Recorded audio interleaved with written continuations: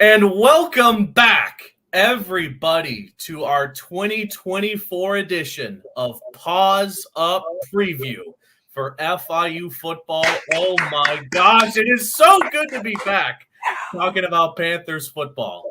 I'm Jake Gibson. That is my friend and co-host Kevin Barral. And Kevin, one of the most grueling off seasons in sports is college football, but we've made it. We are now gearing up as the FIU Panthers are set to take on the Indiana Hoosiers on Saturday at 3:30. My gosh, Kevin, what are the vibes? The vibes are outrageous for me. How are you feeling as we get closer and closer to some college football? Yeah, they're very high. I mean, you could even say upset. That's how good I'm feeling. We'll see at the end of the show for our predictions. But yeah, I'm feeling really good. Super excited. Obviously, we were able to get a quick glimpse of college football with Week 0, that game in Ireland with Dublin and Dublin with FSU and Georgia Tech. We got some G5 football with the New Mexico Lobos, who were upset by Montana FCS State. Bowl. Yeah, Montana State. We also got Nevada versus SMU. Nevada almost beating SMU. That's now in the ACC. So we got some good games, honestly, and we got nail biters. We got and a Thursday like you night said, game. Upsets. We already saw a massive upset. A lot of them. 10th team of the country went down. And who knows, man? Thursday we got North Dakota, I believe, versus Colorado. Yeah. So, and North Dakota is no joke of an FCS team. So that's why we're seeing that game, not just because of the hype from Colorado, but just how good North Dakota State is. But yeah, a lot to talk about with FIU, Indiana. We're doing a lot of new cool stuff with the previews too. If you want to kind of run us through, because last year it was really our first year doing these previews. Had to get the hang of it. It got to a point where we were pretty fluent, so we're posting these the day before, as you had suggested, and I like that, and we're doing that now. So you're seeing this on Friday at 8 p.m. about just over 24 hours before the game, or under 24 hours before the game. I'm sorry. So yeah. This was recorded on the 27th of August, back on Tuesday. We're fresh out of seeing the first official press conference of the 2024 season for FIU football with head coach Mike McIntyre, quarterback Kewan Jenkins, and linebacker Reggie Peterson. We have some clips lined up that we'll share as we get into talking about FIU, which let's do that right now. We've seen a lot of the Panthers both in the fall and spring practices. A lot of turnaround for this FIU squad, who have spent the last couple of seasons going 4-8. And I feel like this has to be head coach Mike McIntyre's breakout season as the head coach of this team, with aspirations at the floor level, going to a bowl game, at the ceiling level, winning Conference USA. And I know, easier said than done. We have some great teams in CUSA, but obviously we all want to see change for the better, and it has to start by making a name for yourself against a Big Ten opponent in Bloomington. Regardless of if you win or lose, you need to look good. And I think that's a big thing about Mike McIntyre and how excited he is for this game. He said they're jazzed. They're thrilled about going to Bloomington. Going to be a packed house over there in Big Ten country, Midwest country, Cord country. They're here for it. They're here for it. Yeah, 100%. And I wouldn't even say that the floor should be a bowl game, because FIU's gone 4-8 these last 2 seasons. I mean, you hope they make a bowl game. That's the mentality you should be going in there with. Yeah. And, this conference is open to anybody. Anybody could win it. We already saw a couple of these depth charts get released. FIU has yet to release theirs. It doesn't look like they will anytime soon until after week 1. So who knows? But yeah, a lot of depth charts released. So we're more or less seeing how Conference USA will align itself. Liberty and Jack Steer to the best 2 teams in the conference. There's no question about that. Now, after that, it's just who follows them, and that's where FIU falls into that category. Western Kentucky looks really good with TJ Finley's going to start the season for them at the moment. They're facing Alabama, so FIU has a chance to be 1-0, and with Western Kentucky, no offense, just going 0-1. That's just the way it is with Alabama. Obviously, maybe there's an upset there, because with Kalen DeBoer and a lot of turnover there, you could see something different, but unlikely. But yeah, I mean, I really wouldn't say that's a ceiling. The ceiling obviously is always going to be, the bowl, the Conference USA championship. But right now, the ceiling for this FIU team, honestly, is the bowl game. Just straight off of what you've seen the last 2 seasons, only 1 conference win, and then the floor, honestly, is probably a 3-9 season or a 2-10 season. It really could go south really quickly, depending about how this non-conference slate goes, because it's no joke. You have Indiana, Central Michigan, FAU, and Monmouth in there. So just not going to be easy whatsoever. And then thankfully for FIU in the conference slate, you don't have to face Western Kentucky. So you're finally getting, kind of rid of a loss in some ways. But no joke with Kennesaw State, they're bringing a lot of their guys back who were redshirted last season. We're now back. So it's going to be a tough season for FIU football. Favorable schedule, I will say. Favorable schedule. There's no gimme game for FIU aside from maybe Monmouth. But no matter what, I mean, Central Michigan saw their struggles in the MAC last season, I believe is where they are. FAU was very disappointing last season. And Indiana is very disappointing. They only beat G5 teams and I believe an FCS team last season. So definitely not going to be an easy challenge for FIU, but definitely a challenge that I think they should be able to overcome with a pretty positive non-conference slate. Let's dive into this roster for FIU, starting off with, of course, Kewan Jenkins. Lights out. This is now going to be his second season with the Panthers, and he's got the keys to this offense. He is going to start this season for them, and hopefully, if everything goes right, he will end the season for them. There's a lot on his plate. However, Kewan has accepted that role as part of his leadership mentality, governing the rest of this offense that has been built around him and what he can do. Especially as Mike McIntyre has had more and more years to plan this offense and the rest of this team, for that matter, how he wants it to look like, and that starts with Jenkins. So let's take a quick listen to what Kewan Jenkins said earlier today at the press conference over at the Fieldhouse at Pitbull Stadium. What do you think your offense is going to thrive towards the back half of camp? Definitely winning a couple of those days. The offense, I say they feed off my energy right now. I've been rolling the past couple of weeks. The more I go up, the more they go up. So I just try to keep that system level high. They try to match me, and we rolling right now. So that's one thing I can say. A lot of the positive things coming out. We're not making the same mistakes we made first week of camp, stuff like that. It's real smooth. Yeah, he's excited, and you can tell he's matured and he's ready to be that captain for this FIU for this football team. He's ready to go. Yeah, I think the big thing with Kewan is just where he started to where he is right now. He entered, he was weighed in at 175 pounds, and he's gone 20 pounds up, 20 pounds of muscle, 195. You could even make the case that he's over 200 already, something that he himself knew he had to do. He had to gain some weight. He had hit the gym at Central, but nothing like he's doing right now. And, I mean, I was telling you this today, Jake. Today was the first real time I saw Kewan Jenkins. I was like, damn, the guy has definitely put on the weight because, you see these guys with the jersey on, they lose a lot of weight really quickly during these days. I mean, especially in Miami where it's over 95 degrees that time during these practices. And, you kind of noticed Kewan got a little stronger. You could see it, but today with whatever he was wearing, I guess, not to sound weird, but you definitely noticed the weight, and that's good to see, One thing he noted, not even just today when we spoke to him, but really early on in the spring, is just he's been able to throw the ball a little bit better, a little bit stronger, a little bit further, something that he just wasn't able to do last season. And one thing also, because Kirk Cignetti also spoke to the media, I believe yesterday about this matchup, and he called Kewan Jenkins a dangerous dual threat quarterback that is going to make plays. So they are not taking him lightly whatsoever. Now, honestly, I don't think any team should take him lightly whatsoever. This is a guy who could move very well, but Kirk Cignetti said best: you keep him in the pocket, you may have some sort of shot to stop him, but with so many returners, which we'll dive into soon, surprisingly so many returners just for the way the landscape of college football works. Kewan may have a very big advantage entering Saturday's game against the Hoosiers. One of the most exciting aspects of this FIU offense has to be what they can do with their three-headed monster in the backfield, with their running backs. You have Keyshawn Owens and Shamari Lawrence, who both had very solid campaigns last season, but now you bring in one of the most hyped-up running backs in Conference USA, Lexington Joseph, who unfortunately had to sit out all of last season with an injury. It's going to be tough to say until we actually get to see them on the field, but how do you think they're going to handle having three running backs who are all capable of not just starting, but having substantial playing time in this game?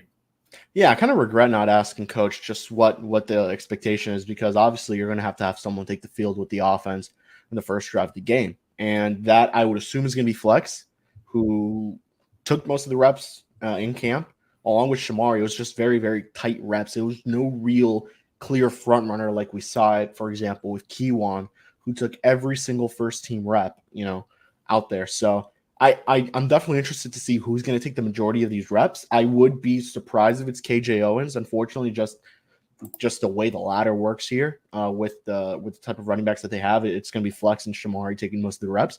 Keyshawn's definitely been used as a wideout a couple times. Obviously, just in the he's still a running back, but just the way the formations have worked, the offense is working. Definitely been used like that. Even a couple trick plays. So I'm interested to see how all of that will end up working out for FIU. But the guy I'm very, very excited about is Shamari Lawrence. I was talking to offensive coordinator David Yost, and he was saying that Shamari Lawrence on tape from last season is almost unrecognizable. You wouldn't know that was Shamari Lawrence last year compared to the strides he's made by reading the offense better, getting a little bit more loose with the hips was what Yost mentioned. He's an overall better complete running back. And man, I mean, all I'm going to say is FIU got very, very lucky that, everyone returned, because that is a deep, deep running back room. That is by far the best position group that this FIU team has. Now, next year, we'll see what happens. I mean, you have to know, Flex is gone next year. So maybe there's a world where both KJ and Shamari stay, but one of them is going to want to be the main lead back on a team. And honestly, right now, and not even just in Conference USA, but in so many conferences, they could be the lead back even at a Power 5 school. So who knows where some of these guys end up. But right now we're focused on 2024. We're focused on week 1, and FIU is the best running back room in Conference USA, honestly. It's tough to argue that, Kevin. It is tough to argue that. Obviously, if Lights is going to have an amazing season in 2024, he's going to need some solid receivers to throw to, and that's where one of the more interesting aspects of this offense comes in, because obviously we all know the storyline of Chris Mitchell leaving to go to Notre Dame, and now they have to find that reliable wide receiver one. You have Dean Patterson, who, funnily enough, is more known for his incredible ability to return punts, but he also has great hands and great speed. He could be your wide receiver one. Then you bring in Desna Washington, who also has the height and hands that makes you excited to see how he'll do on the field. He could be your wide receiver one. And you have a whole host of other transfers and some returners as well, looking to make a name for themselves in this offense. So Kevin, just how do you see FIU starting lineup, your wide receiver 1, 2, and 3 come Indiana? It's a tough question to know. Yeah, because, as tough as the loss of Mitchell was, they really did bring in a lot of guys to kind of not just replace what he did, but to kind of just reinvent what this wide receiver room kind of looked like. Because, Jake, you would know this best. You covered the early years of FIU with Butch, or I guess the latter end in this case, where there wasn't a clear wide receiver one until Tyrese got there. It was very spread out offense, and you wouldn't even attack the tight end too much there as well, but. Yeah, a lot of guys, Juju Lewis, Desna Washington, Nana Burris, just 3 guys who have absolutely stood out, and Yost has confirmed all 3 of them will play. So I'm very excited to see, especially what Juju Lewis does. He does have that Chris Mitchell build, who is a pretty fast guy, pretty bulky dude. He's going to catch them. But then you have Desna. That's something that this FIU offense just hasn't had in a very, very long time, honestly. I don't think ever, Jake, you would have to remind me the last time FIU had a 6'5", 220-pound wide receiver with the long arms that Desna Washington has. That's another tight end on the field. And, he's just, and this is the one thing that really stuck out, that really stuck in my head when Coach Max said it. Chris Mitchell will blow by you, but Desna Washington's just going to grab it right over your head. So that's definitely one thing I'm noticing, and that's something I'm super excited to watch. And, funny enough, he hasn't been used too much in the red zone packages that we've seen in camp. So I'm interested to see how much his involvement there will be.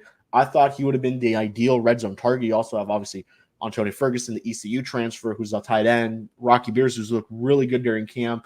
Josiah Meeman, who we hope is healthy for week 1. We know he had been dealing with some injuries throughout this offseason. So I'm interested to see if they're just going to rely on the 2 tight end formation. Instead of just, having Desna out there. But, Desna would be a 3rd tight end out there if you go with 2 tight ends. So there's different ways you could look at it. Nana Burris has been the ideal slot guy for Kiwan, and Kiwan has just shouted him out constantly every time we ask him. It's just like, who's the wide receiver that stood out to you? Nana Burris. He doesn't even let you finish the question.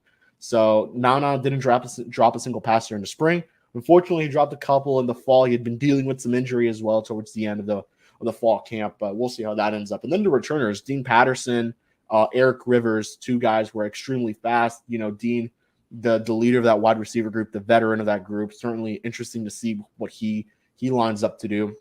And then Eric Rivers is just speed. He's very fast. Mm-hmm. So I'm very excited to see what that room looks like. And honestly, we talked about the running back room being strong. The wide receiver room may be number 2. Yeah, absolutely.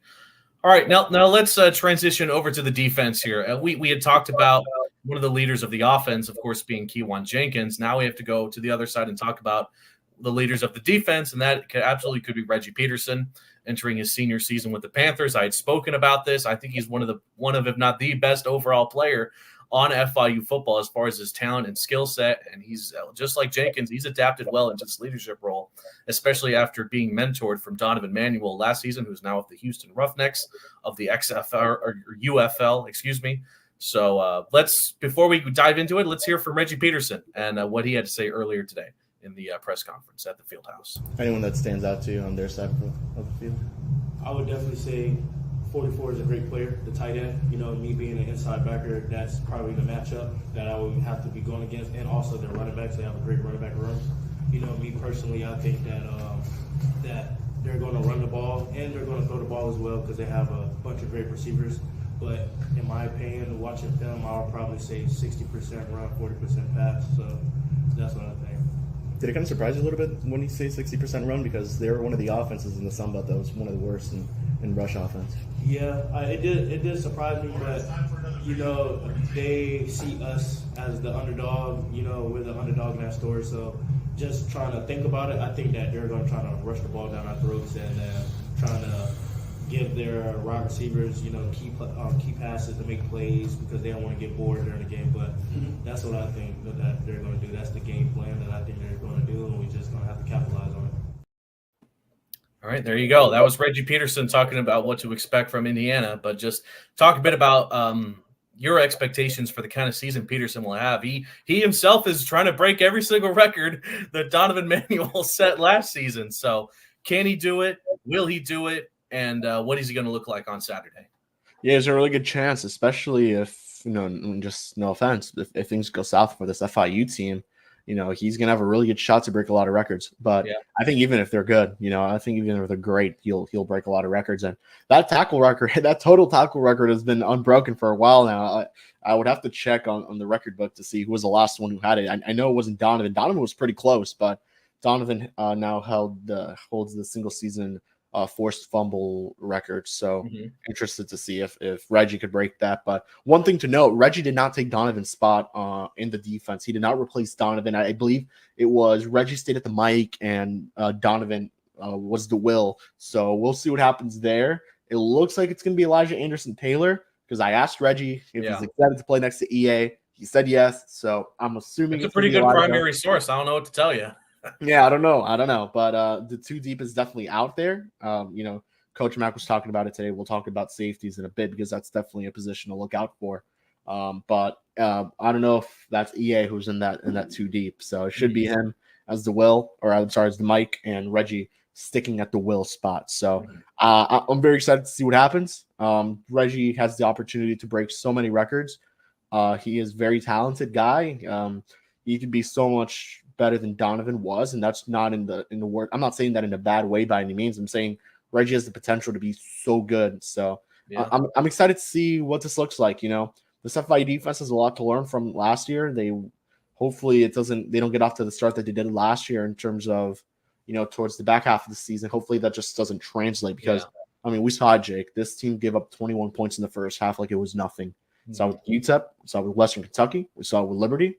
We saw it with almost every single conference opponent. Jack State too, and Jack State too. If it wasn't in the first quarter, they would end up being down 21-something in the first half. So it was definitely a rough season for the defense, but they have a lot of pieces incoming and returning that I'm super excited to watch. All right, let's close out this FIU segment from hearing from the head coach of FIU football, Mike McIntyre, earlier at today's press conference. Coach, just talk to us a little bit about Indiana. It's a lot of turnover there, new coach, a lot of new players. Just what stands out to you, and how much James Madison film have you guys been looking at, specifically knowing what they run over there? Right, exactly. Great questions. I'll take the first one. Yeah, they have 31 new transfers, 17 new freshmen, new coaching staff. So it's a totally revamped team, and the guys that have stayed, I know, have a lot of pride of being there. They brought a lot of guys from James Madison with them. I was kind of laughing. They also brought 3 or 4 guys from Old Dominion, which is their big rival, which I thought was kind of interesting. There to Indiana. So they made a lot of different moves on that side of it. We've been watching all James Madison film. We've watched the spring game film. They had the spring game. We don't get film, but we watched their spring game copy from the Big Ten network that we saw. And so, we would think that they would do a lot of what they did at James Madison. Of course, they were extremely successful, and they lost in 1 game to App State in overtime, and then got beat by Air Force in the bowl game after they were gone. But we think they brought the same defense coordinator, same offensive coordinator, a lot of the same players. So our assumption is they'll do a lot of the same offense, a lot of the same defense. They brought the same special teams coordinator. So we've been watching a lot of that and trying to tell our guys when they watch the film now, they're not going to be in purple and gold. They're going to be in red and white. So that's how they're looking at it from there. So that's some good questions. Okay, that was Mike McIntyre. Now let's get into our opponent, the James Madison. Sorry, I messed that up. Whoa. The Close, Indiana Hoosiers of the Big Ten over in Midwest country. A lot of corn there. You have not even that close. You have the Indianapolis, home of the Motor Speedway, one of racing's finest venues, and then you have the Hoosiers. They're a basketball school. I get it, but this is a football matchup. So let's talk a bit about the Hoosiers. Obviously, they're not doing so hot themselves over in Big Ten land. They did not have a great 2023 campaign. They went 3-9, 1-8 in the conference. I believe they only beat Wisconsin in the Big Ten. They beat Indiana State as far as their non-conference schedule. That's an FCS school.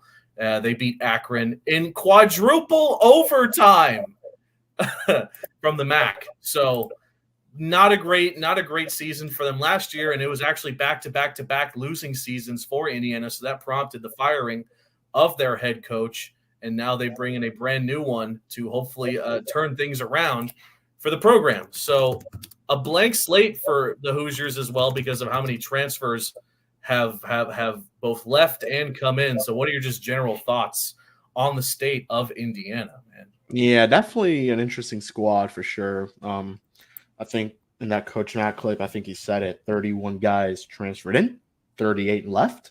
Once head coach Kirk Cignetti joined the fold for the Hoosiers, I think that was a great hire for them. Yeah, he's a guy who only knows how to win, and he is definitely going to show that early on. He has been talking a lot about how he believes this Indiana team could really go to a bowl game, could contend this year, and they have the pieces for it. I mean, you're going to mention we're going to have that interview that you did with Hoosier Huddle real soon here, but yeah, you got to be really excited with what you've got to face. At least if you're Indiana, you're pretty excited to see what you've got. You're bringing in an all Sun Belt first team guy in Elijah Storat. You're bringing back your top receiver from last season. The name's blanking out. You're bringing the Ohio quarterback transfer Curtis Rourke, who was the MAC Player of the Year just 2 years ago. Unfortunately, tore his ACL, dealt with a little bit of injury this past season, but he was all MAC guy these last couple of years. I mean, that guy is a very mature quarterback. He knows what he's doing.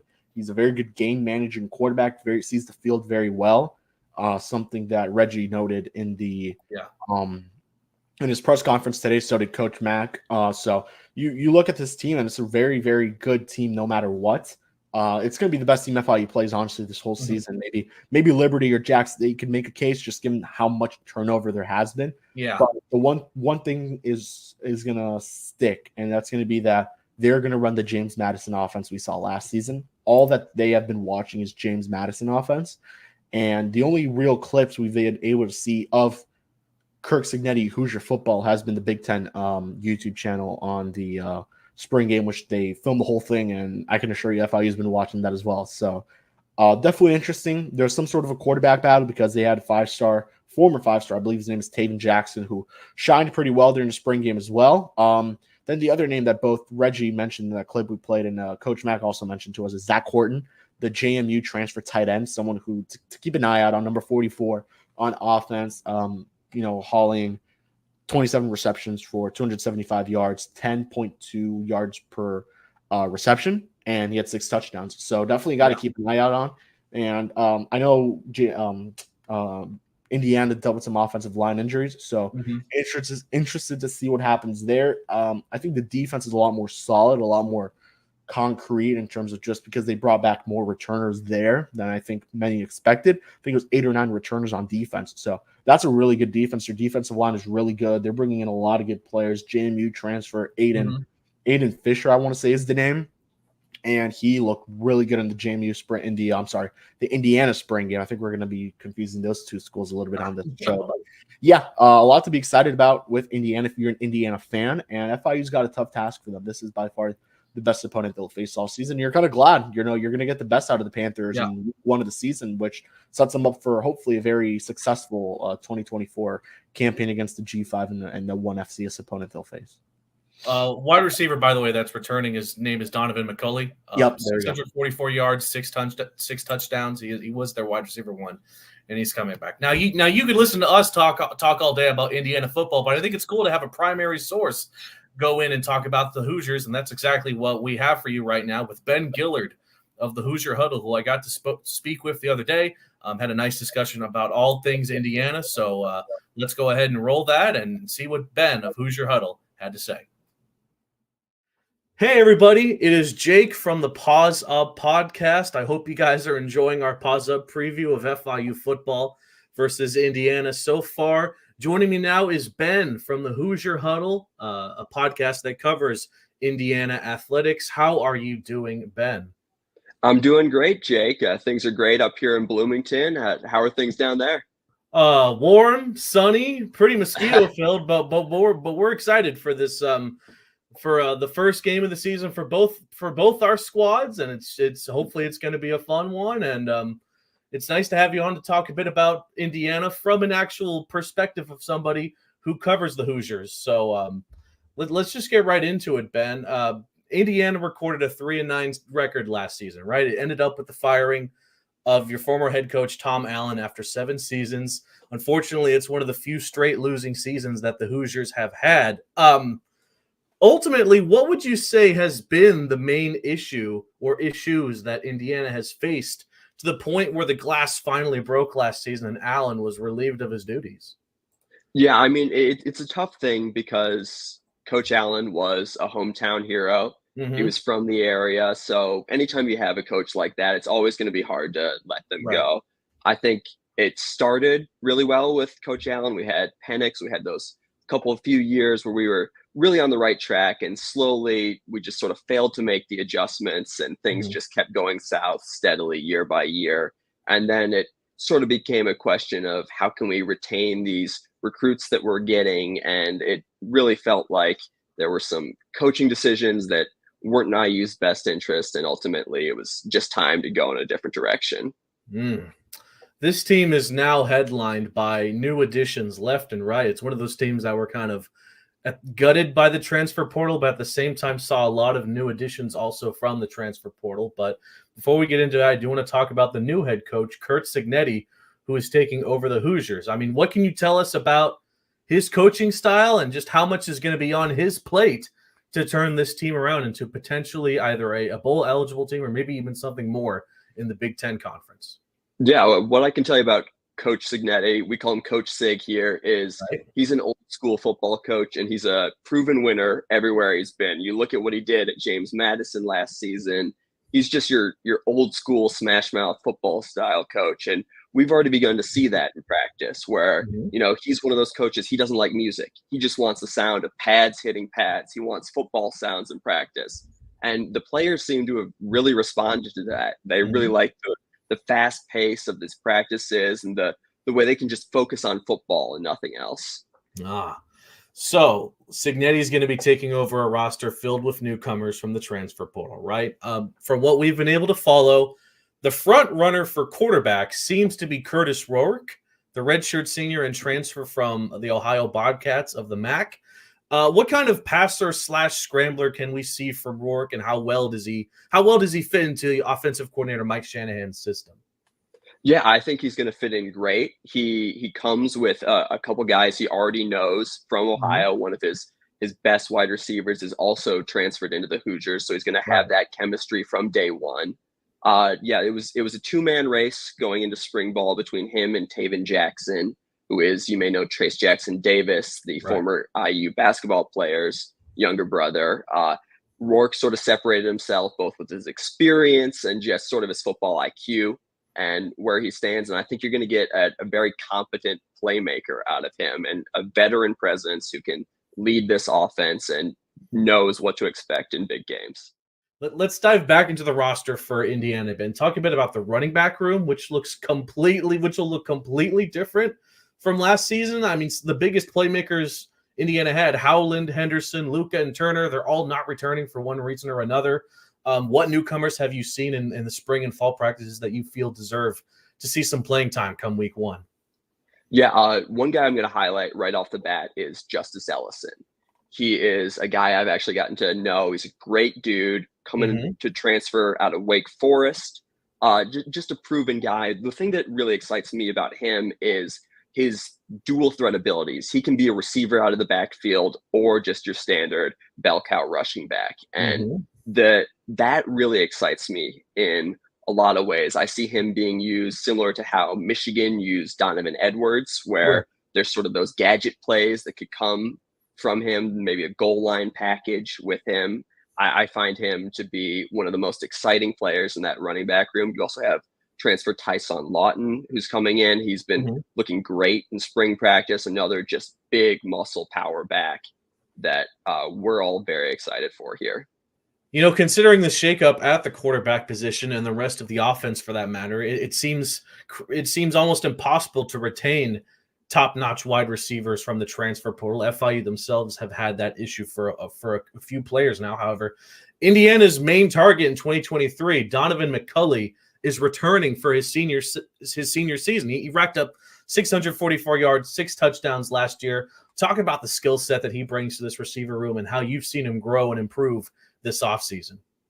Yeah, I mean, we just mentioned Michigan. There was a point there where we thought Donovan was going to go to the Wolverines. He entered the transfer portal, but ultimately when Coach Sig was hired, he decided to come back. And, we couldn't be more happy. He's a guy who's been with the Hoosiers through highs and lows. He originally came as a quarterback and has started games at quarterback for us. So in that way, he knows really what routes to run for a quarterback. He's a very quarterback friendly receiver in that way. He's going to run to the sticks on a third down play. He's going to always know where the sticks are. He's going to make sure he's got his numbers out for a quarterback. And because of that, again, he's another player who could have a gadget style of goal line package in this, where you could see him throw a pass because he's been a quarterback and he knows how to read a defense. And, we are really looking forward to seeing what he can do this year and what steps he's taken, because he's a big body receiver that has proven himself to be IU's number one target for a couple of years now. So let's move over to the defensive side of the ball. Indiana gave up almost 30 points per game. I believe it was 29.9, which was the second most in all of the Big Ten last season. Only Purdue gave up more. Where did this defense have the most trouble, specifically between the trenches, the secondary, and whatnot? And what steps have they taken to improve upon that? Yeah, I mean, we had a lot of glaring issues last year. We had some great players in Aaron Casey, who sort of was a phenomenal edge rusher for us. And we've sort of re-upped with some more edge rushers. We took our starting linebacker, Jacob Magnum Farrar, and he's actually put on about 18 pounds and is now going to be an edge rusher for us. So we're very excited to see what he can do with a linebacker's IQ as an edge rusher. The big thing for us was replacing our secondary. We lost a ton of our secondary starters to graduation and the portal, and that's where a guy like D'Angelo Pons comes in, who we here at Hoosier Huddle, we're calling him Pons Island. He seems to be ready for the nickname, and he could be a shutdown guy for IU here. We had PFF ranking him one of the top defensive transfers in the Big Ten, and that's including guys like Caleb Downs, who are going to OSU, and some of the other big name defensive transfers. But D'Angelo Pons is up there with them, and we really think he's the real deal. So Indiana is part of a tough conference, right? That just added 4 new members, all of which coming from the Pac-12. A mid-conference realignment all over NCAA. Where do you personally feel Indiana stands with the rest of the competition that the Big Ten has to offer, including teams such as the reigning champion Michigan Wolverines, the Ohio State Buckeyes, and the newcomers, the Oregon Ducks? Yeah, I mean, for one thing, we're glad to see the end of the divisions in the conference. For a long time, IU was sort of stuck in the powerful Eastern side of the division, which included playing Michigan, playing Ohio State, playing Penn State, those guys every year. And now it's a little more spread out, a little more equitable about which teams we play. But, there's a lot of hope here. There's a lot. Yeah. We got a lot of new talent. We got a lot of veteran guys coming in from different programs. We've got a new coach with a new scheme who's been a proven winner everywhere he's gone. And so there's a lot of hope that we can really hang with these people. And if you look at what IU's done in previous years, even if the record hasn't shown it, I mean, IU has hung with Michigan for the past couple years. They've been close games. It hasn't. Last year was a blowout, but before that IU had put up a fight in a lot of those games. IU, even the Ohio State opener last year was a fight in the beginning there. And we feel that we can play. We might not be at the level of a Michigan or an Ohio State, but we're confident we can get there. What would you say is the floor and ceiling record-wise for the Hoosiers this season?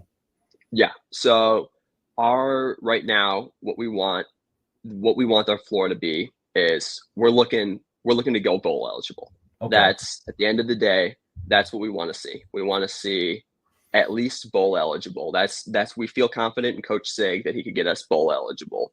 We'd love to see, an 8-4 season. We've got a pretty favorable schedule outside of a couple of the big names you mentioned, Michigan, Ohio State, some of the newcomers in Washington. But we feel we can get I mean, outside of the Michigan-Ohio State game, every game on the schedule appears to be winnable for IU. It'll just be a matter of, can IU actually go out there and execute? Do we have the right game plans? What plays need to be made during the game? And yeah. So obviously, as we just saw, because this was recorded on August the 24th, week 0, upsets are commonplace in college football. Yep. Georgia Tech just knocked off Florida State in Dublin. That was fun to see. In your eyes, what does FIU need to do if they want to take down Indiana in Bloomington? Obviously, not an easy task. Yeah, I mean, you guys have got a stellar quarterback. I think he's going to have to play lights out.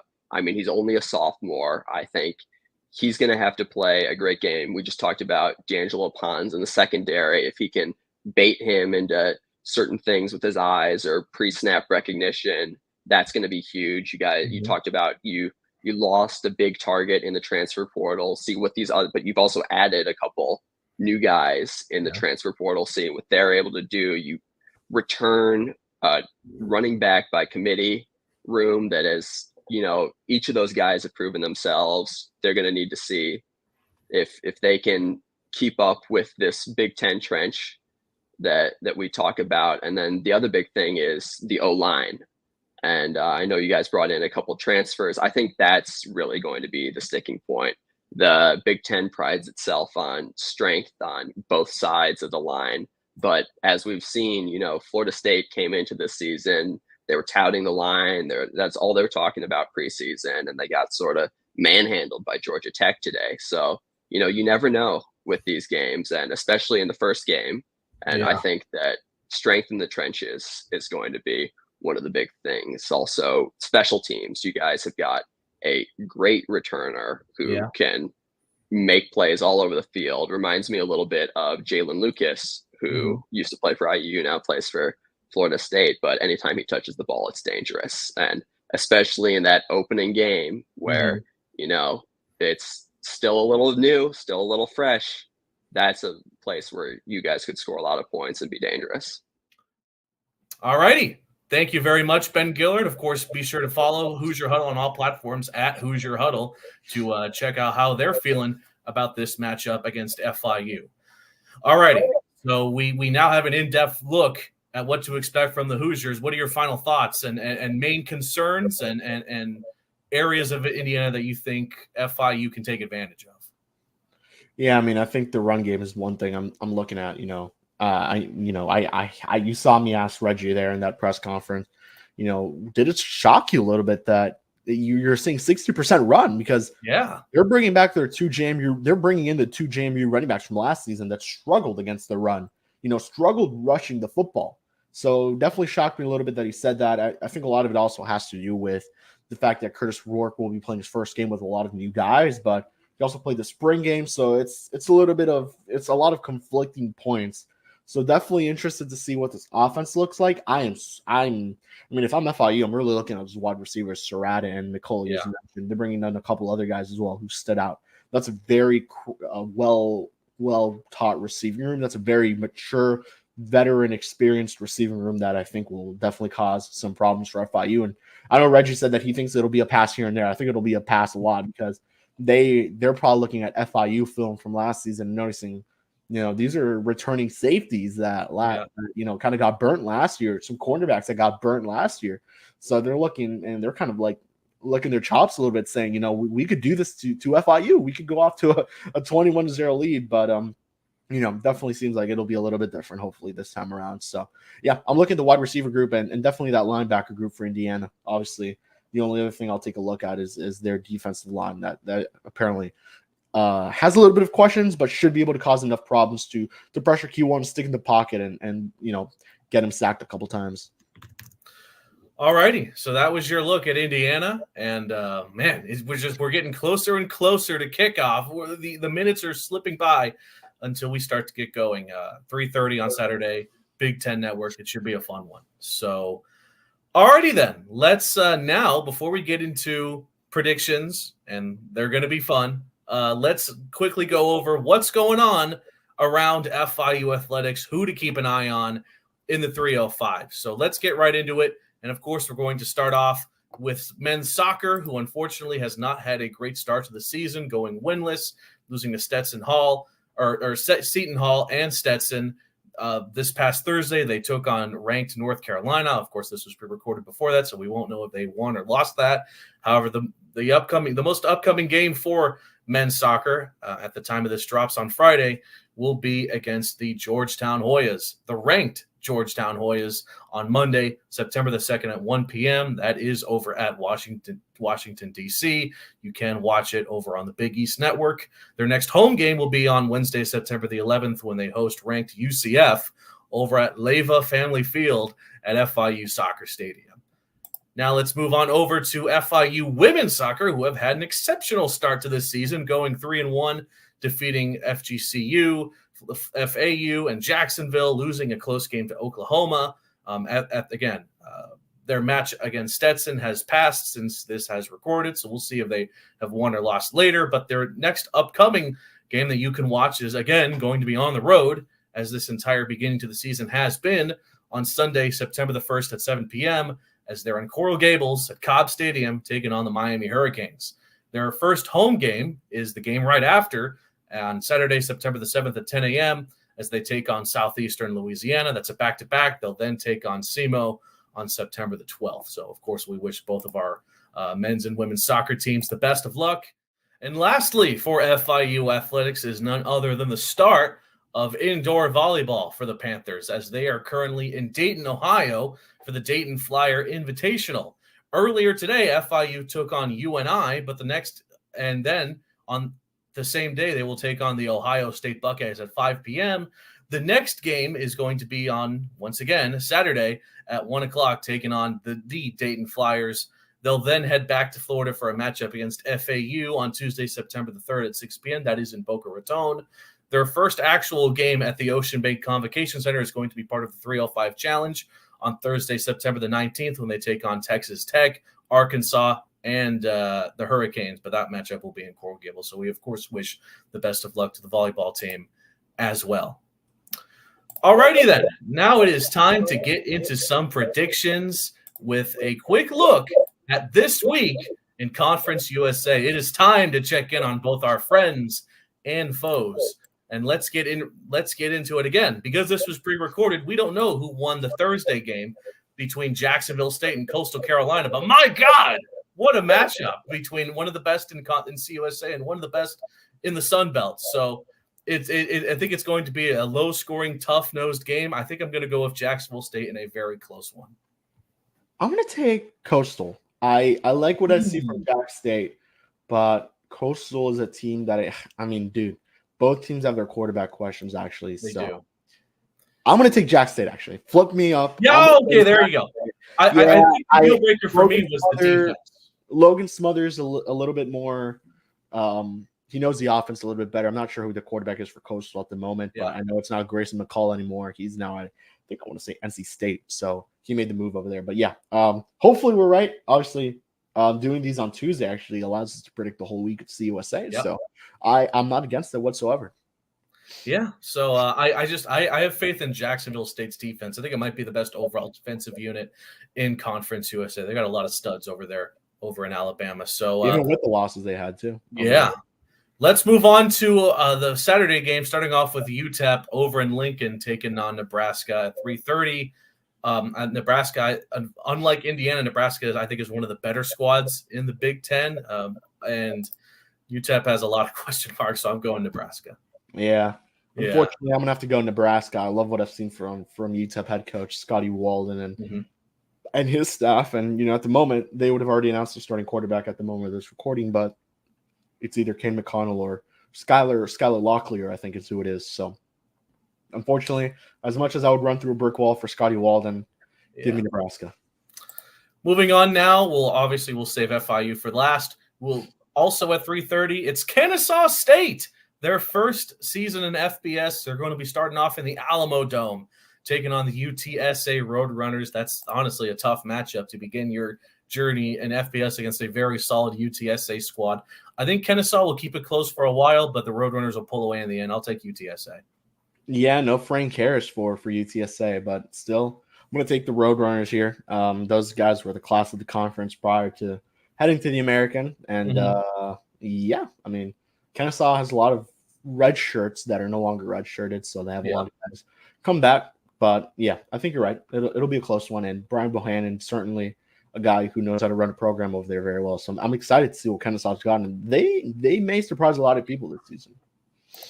Let's move on now to the Liberty Flames. Obviously, Conference USA champions of last season. They'll open up their campaign against the Campbell Fighting Camels, who are from the Colonial Athletic Association. By the way, keep an eye on that conference, that FCS squad.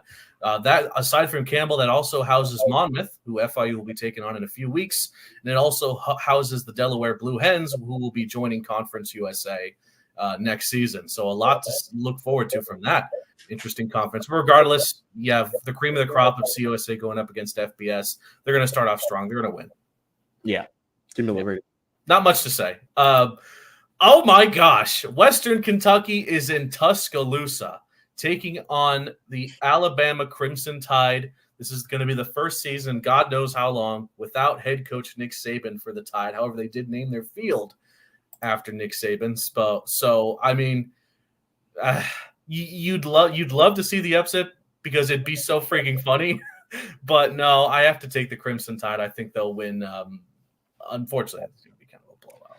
I think it'll be a little bit closer, I think, than people expect. TJ Finley, a guy who played at LSU, who played at Auburn for a bit, and was I think close to a 4,000-yard passer this past season at Texas State. And, he was just named the starting quarterback not too long ago. Still, give me Alabama. I need the perfect record to start the season off, because I think what we'll do at the end of the season is see what our combined record is from week on week. So you're going to have to track that down, Jake. So but give me the Crimson Tide, but won't be surprised if in the first game of the Kalen DeBoer, Alabama is upset. Like Lee Corso says, closer than the experts think. But let's move on now to a battle in Texas. It's the Sam Houston State Bearcats taking on the Rice Owls, former team in Conference USA, now They're over, I believe, in the American Athletic Conference. Yep. I don't know about you, Kevin. I think this is the dog of the week as far as excitement. I think both teams are – I'm not saying Sam Houston's bad or Rice is bad, but it kind of feels like this will be like the least interesting matchup to watch this weekend. I don't know. I'm just not feeling it. I think it's going to be a low-scoring game, not a whole lot to get invested by. I'm going to say Rice wins in a close one, though.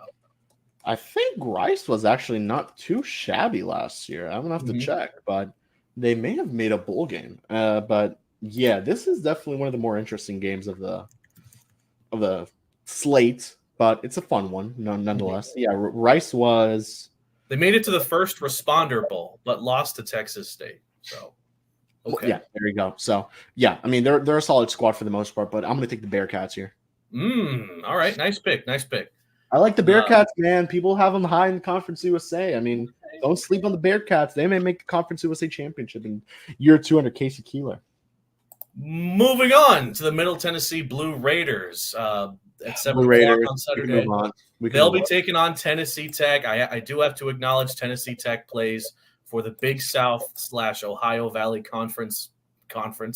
So move on. It's like the Liberty game, It's like you want to get yeah. Next up, again, Louisiana Tech taking on Nicholls State. Nicholls State plays in the Southland Conference of FCS. I do like it when FBS teams take on FCS opponents that are in the same state, because it could create some fun, heated moments against players who probably know each other. Don't care. I'll go Ohio State, but in a close one. I mean, our friends from Go Tech, Please Don't Die will tell you this, but this might not be a great year for La Tech. I'll still take them. I'll take the Bulldogs, though. Yeah, Nicholls State had a pretty solid year last year, not the year before. They've been a solid squad, gotten their fair share of wins here and there, I would say. Let me look at their last year and see. This could be an upset alert here, Jake. So I'm taking a quick look, but seems like no. They lost to TCU. They got Jesus Christ. They got destroyed by TCU. They got destroyed by Tulane. So I'm gonna take La Tech. That may be one of their only ones of the year.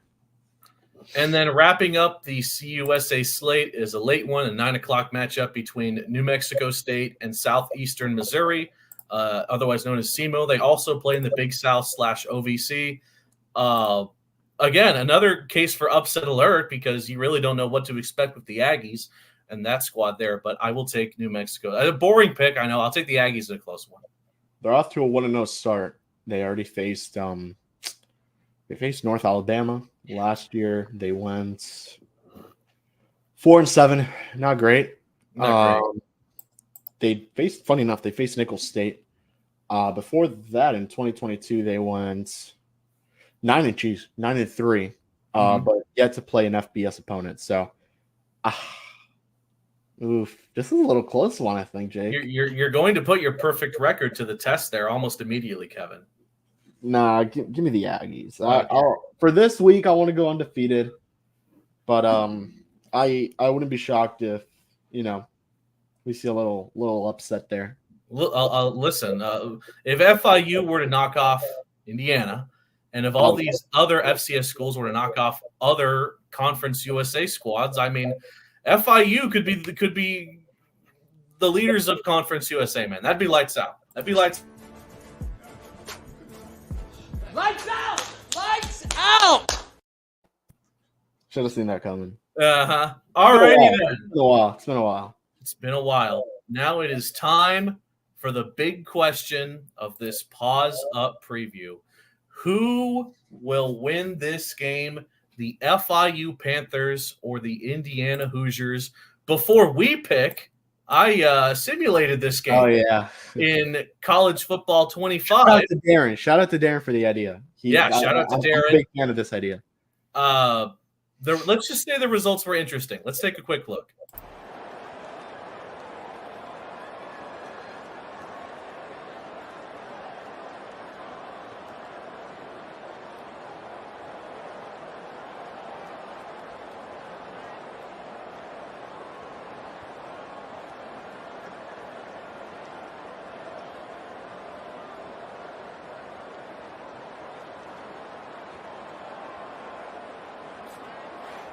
In these overtime games, Kirk, it just comes down to execution in the moment. Who can make one more big play? They did it. They come up with a signature W. Yeah, you're right, Chris. I think this likely will end up being one of the best games, not only for them, but maybe in all of college football for the season. To me, it felt like an instant classic and one that fans should remember for a long time. Wow. EA cooked on that one. I ain't gonna lie. It took about 10 simulations before FIU got there. No, I'm joking. That was first try. First try. I can't confirm it was on the first try. All right. So let's ask the question. We'll start off with Kevin. Who is going to win this game, FIU or Indiana, and give us a score? Yeah, I've been back and forth with this one for sure. I mean, you look at Indiana, new team, but still good, very good offense. Defense is very mature, experienced. They know what they've got. They know what they're doing in the Big Ten. FIU, on the other hand, a lot of question marks on both sides of the ball. I'm going to take Indiana, but I don't think they'll cover that 21 and the hook that we've been seeing around there. I know the line went up actually from like 18 to 21 or 20 to 21 there. So I'm going to take Indiana though. Final score. Let's go 21 to no. Let's do 27 to 16. Okay, 27 to 16. I like it. So it would be so fun to believe to drink the Kool-Aid that FIU can get this done. But I spoke about it with Ben of Hoosier Huddle. I've just been thinking about it myself. Also in the Conference USA podcast roundtable, I think Indiana has enough returning players and enough experience in the P4 level to the point where I think they can still get this done against FIU. I think it's going to be low scoring. You might see points might be hard to come by in the first half, but eventually I think Indiana's offense will find some rhythm and take down the weak points of FIU's defense. I mean, there's still obviously some worries in the secondary and other aspects that they could take advantage of. And I'm going to say I think Indiana will win this game by a score of 27 to 21. Wow. Close game. It's going to come down to the wire, but when FIU needs to make that big play, I think Indiana will hold them off barely. Just barely, but I think they will do it. But you're saying that low score. Well, you're predicting this low score in the first half. Yeah, you're kind of predicting a shootout out here, man. Yeah, it's low scoring in the first half. It's going to heat up in the second half when both offenses finally get things going. You know. Okay. But I don't disagree. I definitely think there's a world where FIU is kind of leading towards the back half of this game, and Indiana makes a comeback. But if I had to put a game on upset alert from the slate, you got to put this FIU game really close to the top, and even that FCS matchup with New Mexico State. All righty. So again, thank you to everyone who tuned in. Again, thank you to Ben and the Hoosier Huddle for bringing some advice and talking some Indiana football with us. And we'll be back next week as FIU will head back to the 305. We'll head to Pitbull Stadium. Dude, I'm so excited. It's like 4 games. We're going to be at all of them. We're going to be over at FAU as well for the Shula Bowl. So we got a lot coming up. Listen, the content that we're going to be coming at you guys with this football season, it's going to be fire. That's going to be lights out. You see, that's lights out. That's lights out. Okay. But it's going to be a great time. And again, enjoy the game tomorrow. FIU at Indiana over at Memorial Stadium in Bloomington, 3:30 p.m. Big Ten Network. We'll catch you then. We'll catch you with the Paws Up halftime report and the post game show. Until then, Paws up. Paws up, baby.